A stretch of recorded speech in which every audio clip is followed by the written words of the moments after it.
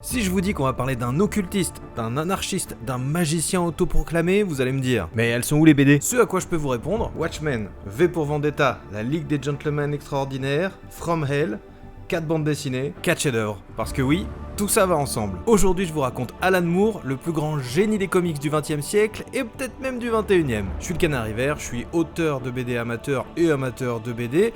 L'idée, c'est que je te partage mon parcours, mes expériences, je suis un peu ton crash test des techniques de dessin et j'en profite aussi pour te partager des auteurs que j'aime et c'est le but de cette vidéo. Imaginez un auteur tellement fort qu'il a amené à lui tout seul toute l'industrie du comics à se remettre en question.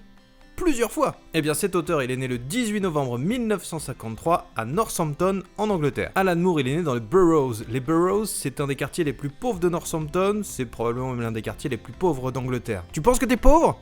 Oui bah c'est possible en fait, ça y a pas de souci. Mais Alan Moore il l'était aussi pas mal quand même. Dans la maison où il habite avec toute sa famille, genre plusieurs générations, il avait pas de salle de bain, il avait pas de toilette, et dans les toilettes qui étaient à l'extérieur, il avait pas de chasse d'eau. Dans son quartier, la plupart des gens ne savaient pas lire, bref, rien ne le prédestine à une carrière dans la littérature. Oui, parce que pour moi, je considère que la bande dessinée, c'est de la littérature. Alors rien ne le prédestine, rien à part Ernest et Sylvia. Ernest et Sylvia, ce sont les parents d'Alan Moore, et pour eux, ce qui est important, c'est que leurs enfants aient une meilleure éducation que ce qu'ils aient reçu, et donc, ils vont les pousser notamment à lire. Et ça on peut dire que ça va bien marcher puisque dès 5 ans, le petit Alan Moore il va passer son temps, en tout cas une grande partie, à la bibliothèque et il va enchaîner les lectures presque 2 à 3 livres par jour, le gars est déjà hors norme, et si avec un tel rendement, forcément il touche un petit peu à tout, il va surtout s'intéresser à des genres un peu fantasy, la fantasy, tout ce qui touche aux fées, tout ce qui touche également à la geste arthurienne. Et puis à 6 ans, Alan Moore va faire une rencontre qui va changer sa vie sur un étal dans des marchés de Northampton.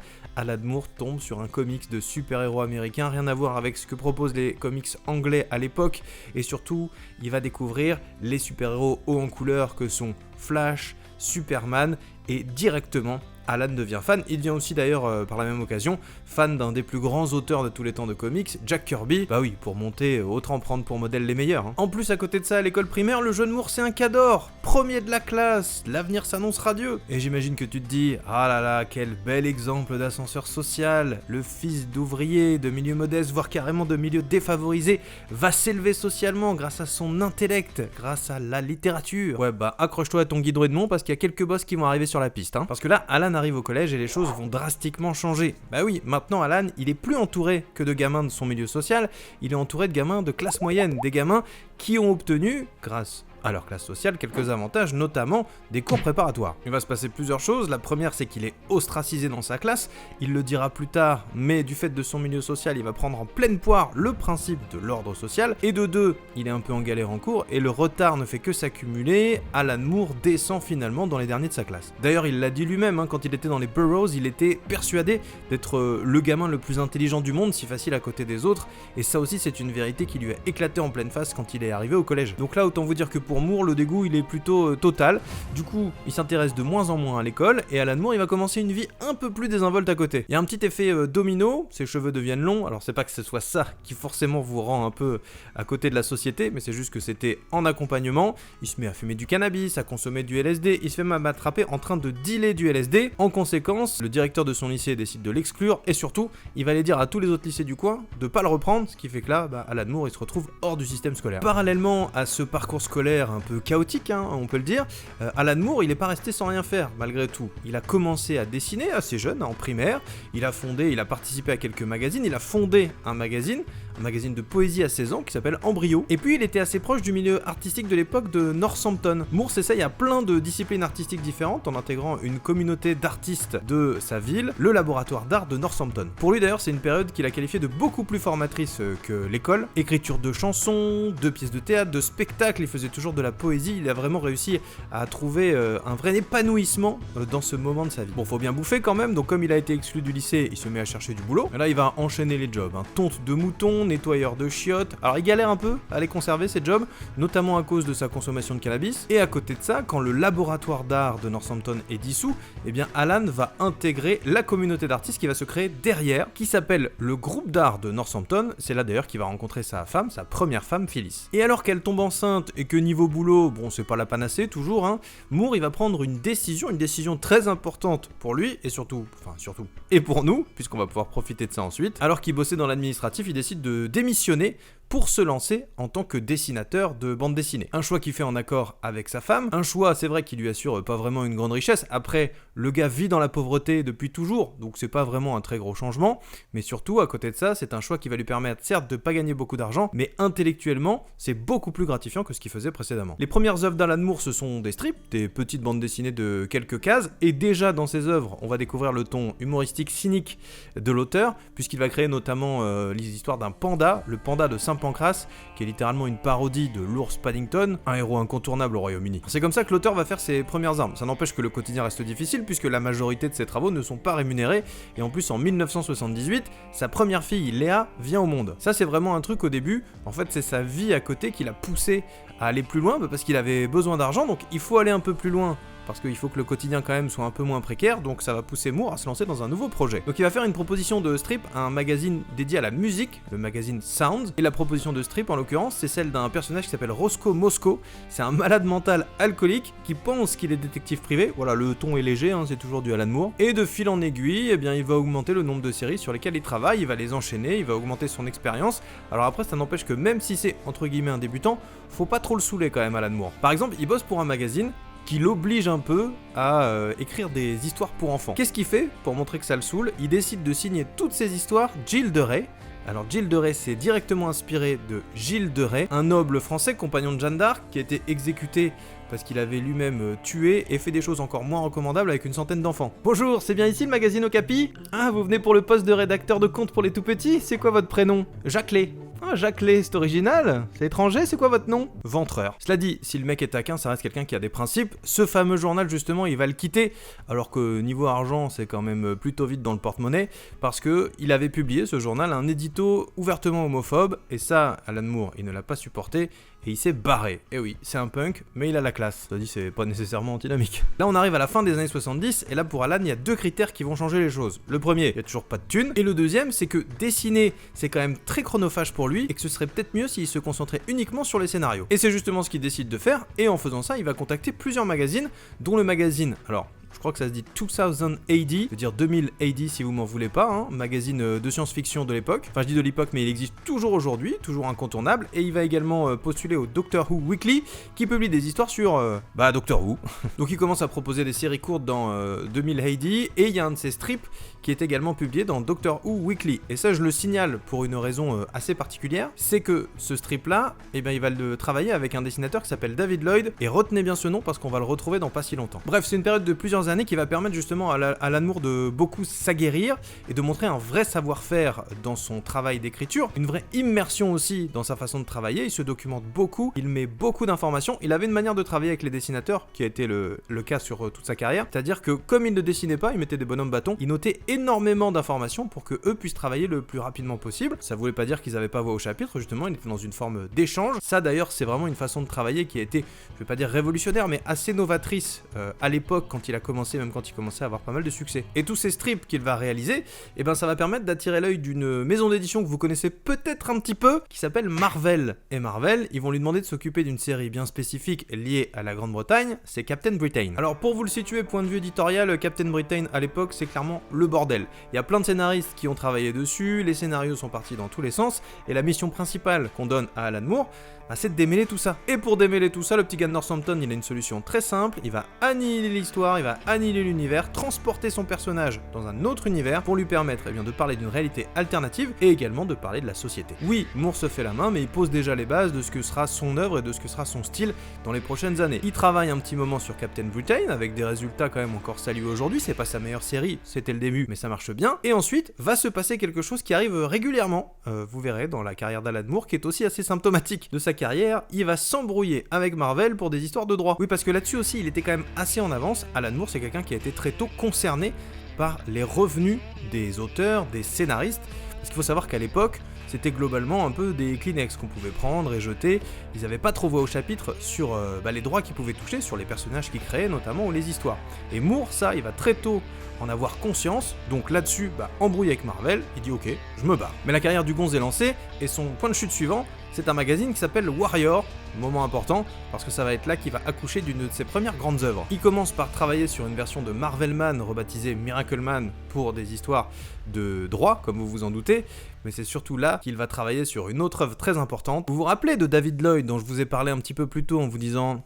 Gardez bien le nom de ce gars. Et ben il va retravailler avec lui, et il va retravailler avec lui sur quoi ? Sur V pour Vendetta. V pour Vendetta, ça raconte un futur post-apocalyptique où l'Angleterre a viré au fascisme et où un anarchiste, V, va démarrer une campagne pour ébranler, voire même renverser le régime en place. C'est une œuvre qui va marquer son époque, une œuvre dure, sombre, engagée. Et avec V pour Vendetta, ça va être le début de la reconnaissance mondiale pour Alan Moore, qui va notamment par exemple réussir à récupérer l'Alphard d'Angoulême, c'est-à-dire le top prix du festival de BD connu dans le monde entier. Alan Moore devient quelqu'un, et forcément quand on devient quelqu'un, on a envie de venir vous chercher. Et c'est le cas de l'autre grande maison d'édition mondiale dans les comics, je parle bien sûr de DC, qui va venir chercher Alan Moore pour s'occuper de Swamp Thing. Ça c'est vraiment la série, vous dites son nom, vous flinguez votre micro. Swamp Thing. Swamp Thing, c'est l'histoire d'Alex Holland, qui est un chercheur, et qui se retrouve après une explosion, fusionné avec un marais. En gros c'est l'adaptation de la créature des marais. Et donc là-dessus, Alan Moore va travailler et il va encore frapper très fort. Parce qu'il faut savoir que Swamp Thing, quand on lui redonne, c'est une série qui marche quasiment pas. Mais ça c'est tout bénef, parce que comme en gros c'est une petite série, Moore va pouvoir se donner à fond et se faire plaisir. Il déconstruit complètement le personnage, lui rajoute une dimension ésotérique, il aborde des thématiques environnementales, sociétales, politiques. Et d'ailleurs, juste comme ça, il en profite pour créer un personnage qui deviendra mythique en plus de cette série, le personnage de John Constantine. Voilà, c'est comme ça, c'est cadeau, c'est pour moi, vous me donnez une série, je vous donne un perso, allez, faites-vous plaisir. Le succès est total, il permet d'ailleurs à Moore de se lâcher complètement, les dessinateurs aussi, et en ne faisant absolument pas attention aux codes moraux de l'époque. On vous l'a dit, il en a rien à foutre. Juste pour vous dire que ces codes moraux, ils sont normalement garantis aux États-Unis. Ils sont encadrés par une autorité qui s'appelle la Comic Code Authority, c'est pas facile à dire, et en fait, cette autorité, elle lit tous les comics qui sortent et elle appose son tampon pour dire que oui, ces comics peuvent être lus par des enfants. Devinez quoi ? Swamp Thing sera le premier comics à être publié sans le cachet de la CCA. Et en plus derrière, Moore, il quitte la série en 1987 en ayant multiplié les ventes par 5. Et alors là, ça va être la période de grande réussite, la période faste pour Alan Moore et pour ses lecteurs aussi. À partir de 1986 avait commencé la publication peut-être de l'œuvre la plus mythique de Moore, en l'occurrence Watchmen, qu'il a créé avec Dave Gibbons. Le duo accouche d'une œuvre qui va retourner la bande dessinée mondiale et le monde des comics. À tous les niveaux, c'est une révolution. Un scénario novateur qui va déconstruire encore plus le principe du super-héros, un scénario qui va aussi poser une vraie réflexion sur la société, sur la géopolitique de l'époque, et en plus un travail graphique absolument révolutionnaire qu'on n'avait jamais vu avant. Alors, je vous redonne quand même un peu de contexte, peut-être que vous n'avez pas lu cette bande dessinée, si c'est le cas, je vous conseille vraiment d'aller la lire. Watchmen, c'est un monde où les super-héros existent depuis les années 40. Et dans le contexte de la guerre froide, ils sont contraints soit de travailler pour le gouvernement, soit d'être hors la loi. Ils n'ont pas le choix. Ce qui fait que dans ce contexte, on les découvre sous un côté, sous un aspect pas très reluisant. C'est-à-dire qu'ils sont souvent mégalomanes, ils sont souvent sexuellement perturbés, ils ont peu ou pas de morale. Donc déjà, c'était vraiment une façon de représenter les super-héros qu'on avait quasiment jamais vu. Et en plus, c'est une révolution bidimensionnelle. En même temps, c'est de la 2D, c'est normal. Puisque visuellement, Watchmen, c'est un enchaînement d'expérimentations visuelles. Par exemple, dans Watchmen, le symbole de l'horloge, il est très important. Et ça, ça va même être adapté dans la mise en page. Vous avez des pages où la page est divisée en 9 cases, comme une horloge qui tourne autour de la case centrale. Le travail des couleurs, ça va aussi être une vraie révolution, quelque chose de très novateur. Avant Watchmen, le principe dans les comics c'était le suivant. Pour les couleurs, on utilisait les couleurs primaires pour les personnages principaux, les gentils. Et à l'inverse, pour les vilains, pour bien les différencier, on n'utilisait que des couleurs secondaires. Mais ce que va faire Gibbons avec le coloriste John Higgins, c'est qu'ils vont n'utiliser que des couleurs secondaires pour colorier tous les personnages dans Watchmen. C'était une manière de bien signifier toute l'ambiguïté de ces personnages et la dichotomie qu'on pouvait avoir.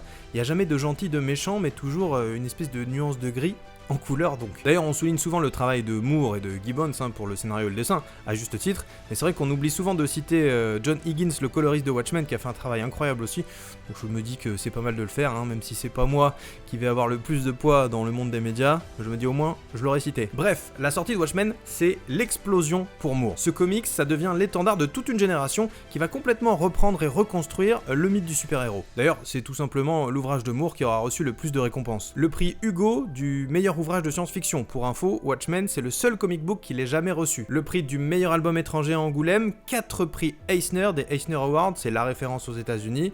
Bref, ça y est, Alan Moore est une superstar. Et pour couronner cette période très prolifique, je vous rappelle que Moore actuellement il est chez DC, Watchmen est édité chez DC, et il en profite pour travailler aussi sur les grandes figures de la maison d'édition. Superman, Green Arrow, Batman, et c'est dans cette période qu'il va également sortir Killing Joke, une histoire avec le Joker, qui est considéré comme un des meilleurs albums de tous les temps de Batman. Mais comme souvent avec Alan Moore, après la période faste, viennent les conflits. Non pas que ce soit pas justifié, mais encore une fois, ça va être des histoires de droits et de royalties. En gros, le problème, c'est que dans Watchmen, Moore et Gibbons ne possèdent pas les droits de leurs personnages, puisque pour l'éditeur, ils estiment que ce sont des objets promotionnels, et donc ils n'ont rien à toucher dessus. Donc là, ça va se tendre, et puis après une énième menace de DC, Moore va en avoir marre, et il va se barrer. Ce qui fait que là, pendant quelques années, Moore va cette fois partir dans le monde des indépendants, ce qui est pas très difficile, parce qu'après Watchmen, il est courtisé d'absolument partout. À partir de 1988, il va participer à Taboo, c'est une anthologie de comics qui est créée par l'ancien dessinateur de Swamp Thing. Encore une fois, c'est une période qui sera très importante pour l'auteur, mais aussi pour nous lecteurs,